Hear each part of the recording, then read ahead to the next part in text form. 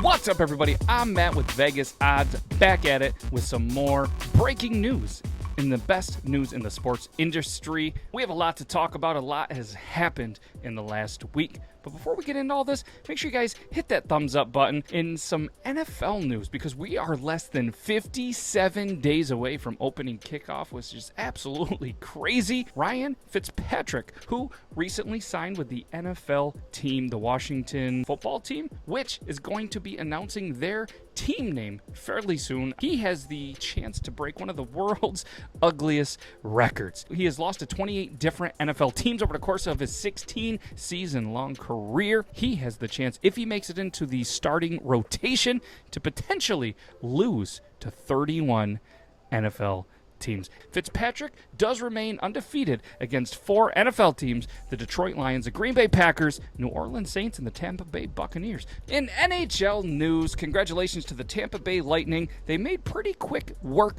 of the Montreal Canadiens to win their back-to-back and become pretty much the pandemic champions of the world. They're going to have probably not only the Stanley Cup trophy, but they're going to have the Vince Lombardi trophy as well. So congratulations. NBA playoffs are in the finals, and the Phoenix Suns jumped out to an early 2-1 lead. Chris Paul and the Greek Freak, neither of them have won an NBA Finals, and one of them, they're going to win it. So somebody's going to get that ring. MLB's on a little bit of a hiatus, so the teams are getting a break, except for all of the people in the All-Star game. The Home Run Derby was electric. That's right. Pete Alonso back-to-back Home Run Derby championship. The American League has won 7 games in a row. First All-Star game where the starting pitcher is also the designated hitter. That's never happened before. Brian Reynolds is going to replace O'Connor Jr. after he unfortunately tore his ACL. For anybody that doesn't know, the winner of the All-Star game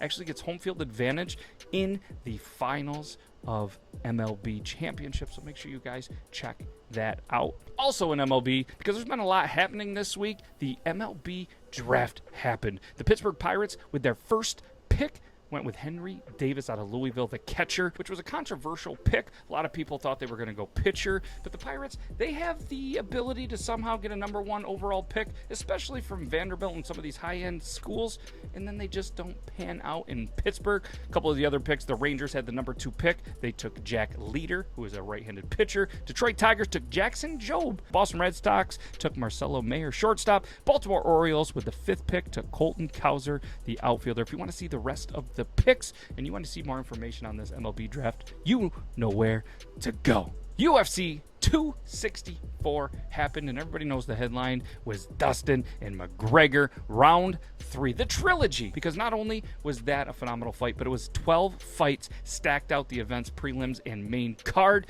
Obviously, we know the lightweight, and unfortunately, Conor McGregor had a very terrible injury that could be career-ending. He had a successful surgery, says he's going to be on crutches for at least 6 weeks, but time will only tell to see who he will fight next, if he will fight next. Obviously, in what was set to be a night of full action violence, UFC 264 saw lightweights and bitter rivals Dustin and Conor go toe-to-toe for the 3rd time. And there was a couple other notable bouts, including unbeaten featherweight Poirier extended his impressive record to 11-0 with a first-round knockout win over Ryan Hall. Elsewhere, fan favorite Sean O'Malley put on a striking masterclass to overcome a rock-solid and resilient Chris Motino, who, by the way, did his own cause absolutely no harm.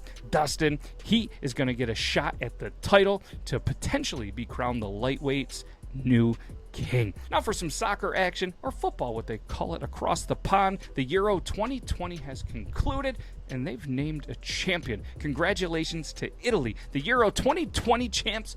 That happened in 2021. They denied football's homecoming with a victor over England in penalty kicks. One of the most exciting events in all of sports is penalty kicks in a championship, and it was an absolutely amazing match. So congratulations to not only the teams, the players that made the Euro 2020, had the patience to get through it, but congratulations to Italy. And check out more of what's happening in the latest sports news in the entire planet right here on VegasOdds.com. Subscribe to us if you really like what we have going on. I'm Matt with Vegas Odds, and we'll see you next time.